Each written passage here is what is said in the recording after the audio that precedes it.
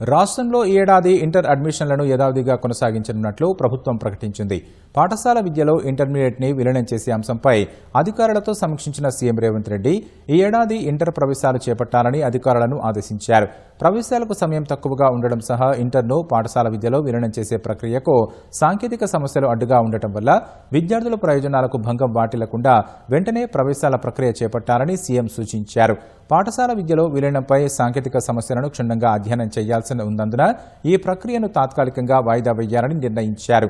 విలీన ప్రక్రియకు సంబంధించి భాగస్వాములతో విస్తృత సంప్రదింపులు నిర్వహించాలని సీఎం అధికారులను ఆదేశించారు.